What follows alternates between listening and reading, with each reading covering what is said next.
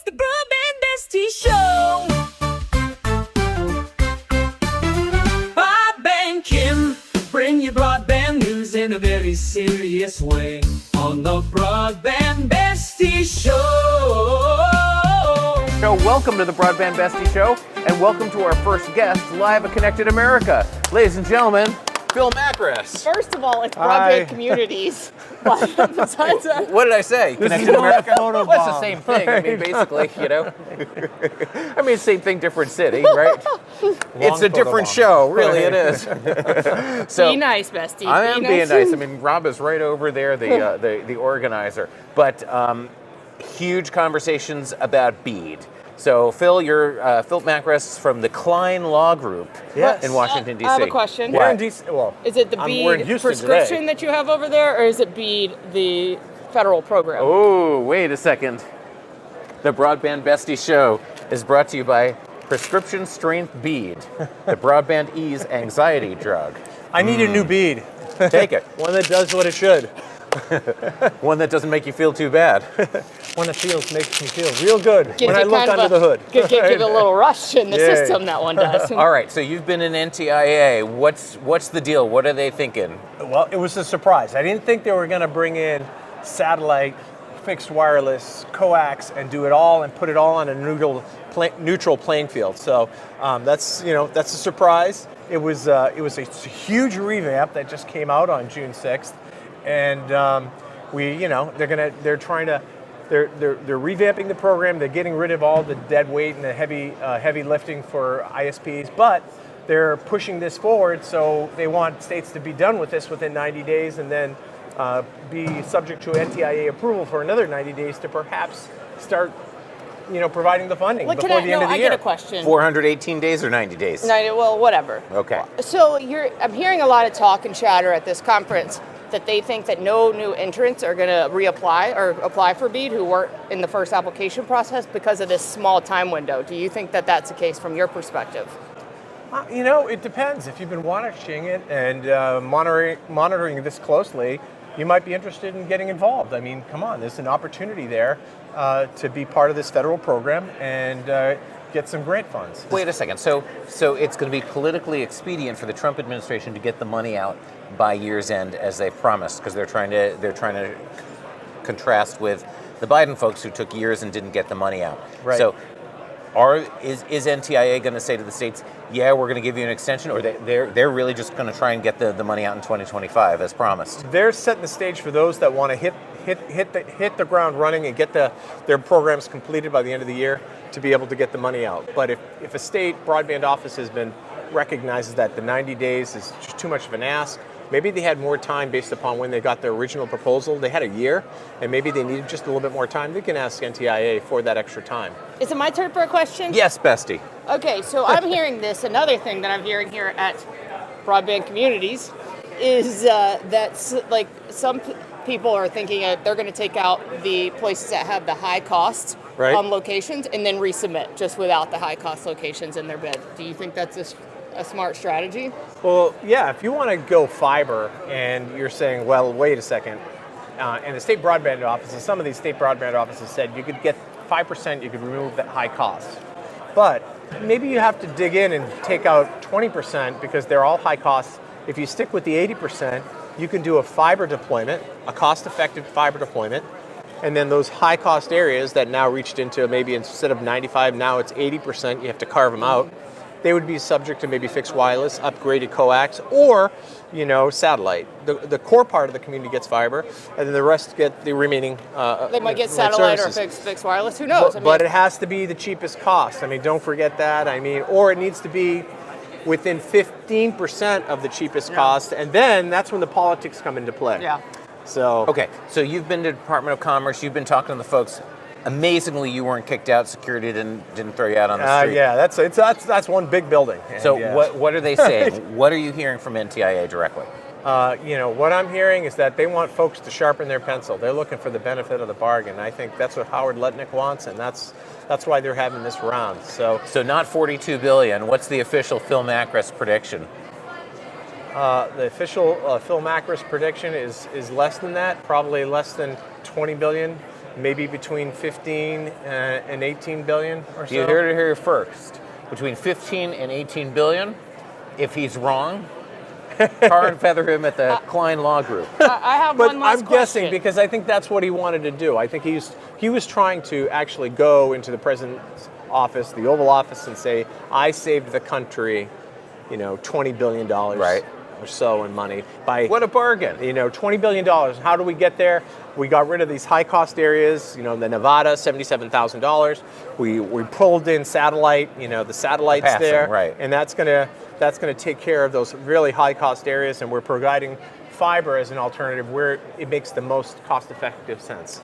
Has your broadband funding just been pulled? Introducing BEAD, the Broadband Ease Anxiety Drug, a revolutionary prescription medication for anxiety caused by the BEAD funding roller coaster. BEAD is for sudden onset anxiety, including symptoms like frustration over eligibility changes, confusion about technology requirements, and panic attacks triggered by news of funding rescissions. Prescription strength BEAD smooths out your emotional bandwidth, helping you stay resilient through changing NTIA eligibility criteria. Common side effects may include chronic deja vu, policy whiplash, overfunding euphoria, and underfunding depression. Serious side effects are funding withdrawal and death of hope. Do not take BEAD if you are allergic to red tape, regulatory delays, or overpromising politicians. Ask your doctor if BEAD is right for you. Results not guaranteed, just like your broadband grant application.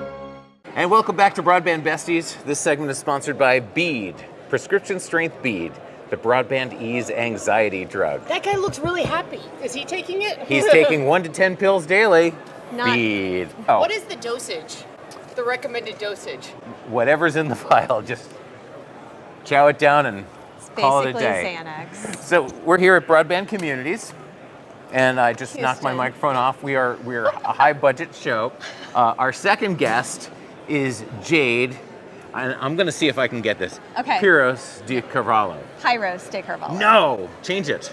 Piros is Greek. The de carvalho is Portuguese, right? yeah. That's why we just call her Jade. Jade. She's like Madonna, one word, Jade. So I'm the man in the middle. Now I'm usually the best looking person in broadband, but now these two are here. So what's a poor guy to do? You got some self-confidence? Boom, self-confidence. All right, Jade, we've Yes. got questions. Okay. Do you have answers? Not good ones, but I'll do my best. All right, Bestie, fire away. I always ask the first question. Where'd you get that dress? Because I love it so. Oh my gosh. Amazon.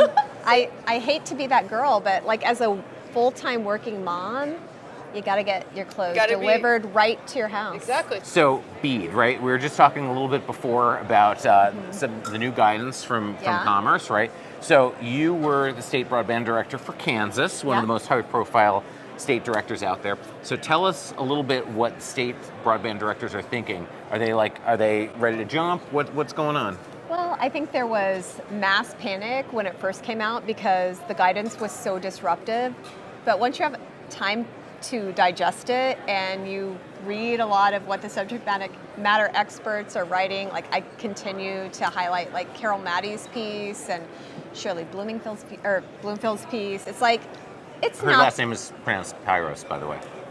Shirley Piros. This is why I think it's not going to be the end of the world. Like everyone thinks, lowest cost means lowest technology because this is a tech neutral policy guidance. But at the end of the day, do these providers in these other technologies have the wherewithal and the capacity to apply in 56 different states kind of at the same time?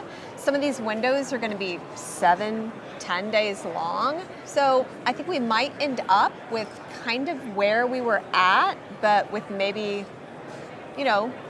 a lower cost because you're Interesting. going back to the providers and saying, sharpen your pencils. But shouldn't that have happened the first time, going to the providers and say sharpen your pencils? I mean, yes, and I think it did. And I think some providers are going to be like, peace out, I've already done that. So Jade, coming from you came from the State Broadband Offices, you've been a former mayor, now you're working for an ISP. What do you think of it?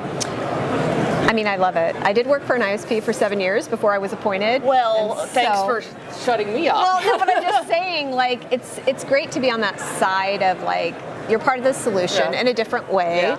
I do worry though that the economic calculus with BEAD changing might be different for ISPs. So like we're going to be building, right? We have 200 million plus in capital to build out 200,000 premises in the next 3 to 5 years, but are we going to build them in these underserved areas, or are we going to build them in cable areas where the density is high and we can make a better business case? So I really just hope that BEAD comes through in a way that makes sense for providers like us to continue to participate. I have a second question, Bestie. I'm going in hot. Going hot. Coming hot. I was just on LinkedIn because I might have a social media problem. But one notice that I just saw that came out from the Verizon. Oh, wait a second. Speaking of LinkedIn, here's a live selfie. Oh my Have a God. selfie here with Phil Macres. Hey. Hi. But so, like, I just saw the Verizon CEO post something that said, "We are changing. We understand our customer experience has not been good. We are going to focus on it," and they put a plan out there. Do you think with like the big tier ones saying this kind of stuff and coming into this, that one, do they believe it? Or how do you think that's going to impact the growth of the socket? Well, I mean, I think it's interesting that people think you can piss on them and call it rain, because people aren't stupid.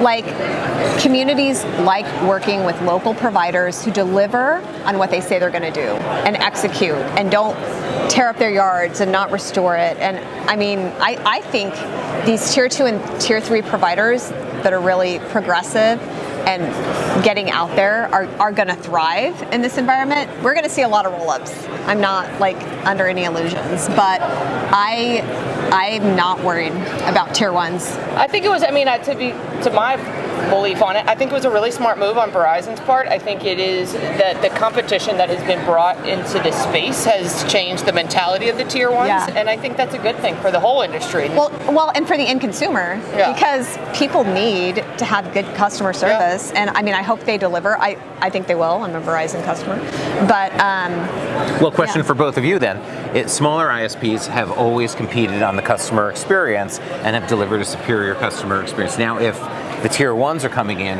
and focusing on customer experience and providing a better customer experience, what are some things that smaller ISPs can do to remain competitive? I don't know. I still think that if you have a real connection to the community that you serve, and you sponsor the Booster Club, and you show up to baseball games, and you're out there in the community and doing good work, and they see you at the grocery store, it's a different kind of connection. It's like, why would you shop at a boutique when you can shop at Amazon? Well, because you know the owner. Yeah, no, I mean, I think that's a good point. I think you're going to see that some of these tier 2s and tier 3s who have won on customer experience are going to start pivoting and having to figure out ways to compete. When the big guys are coming in with a new strategy, which I've said for a long time is going to happen because they have to. They need to get market share. Yeah, and so I think that you're going to see more grassroots marketing and really what you just said, Jade, more events and people on the streets, because those big guys I'm not saying they can't, but they haven't done it to that level in the past. Exactly. So I think it's going to be a really interesting space in broadband for the next year. Yeah. Coming from someone who just admitted she shops on Amazon instead of the boutique. I know. I mean, I want to, but I'm a full-time working mom, honey. She's a full-time working mom, honey. How can I get down there? How? Oh, I'm sorry. I'm precious. I'm very strong. But I think this is a point too that I want to make, and maybe we'll cut it out, or maybe we won't. It may be a bit on here. Is that I used to be a military wife, and I know that everybody's shocked who's watching that for 15 years. But when I used to move to different cities, you would only go with the big guys because that's what you knew. Yes. And the little guys you didn't know, so you just called the big guys. So you need that consistency. Yeah. It's like when I travel with my husband and he wants to go to chain restaurants because he wants consistency, and I'm like, I don't want to go to Chili's when I'm in this unique location. We'd like to thank our sponsors, Chili's, I do like and Bennigan's, and TGI Fridays, saying. Ruby Tuesdays, But At Connected America, we're at. Chi-Chi's, when you're hungry for fun. But anyway, I think it's time to wrap this one up as we digress. Well, thanks for joining us on our first live edition of the Broadband Besties show, live here from Connected America. Wait, was Probably this our actually last live? No. Okay, thank We're not that smart. Live to tape, live from Broadband Community Summit, which is kind of like Connected America, because I'm looking right at the sign that says Connected America, right? Similar It says setup. American Connected. Just America Connected. All right, which is also the new show. But it was great to see everyone here on the Broadband Besties show. We'll see you next time. Adios. It's the Broadband Besties Show.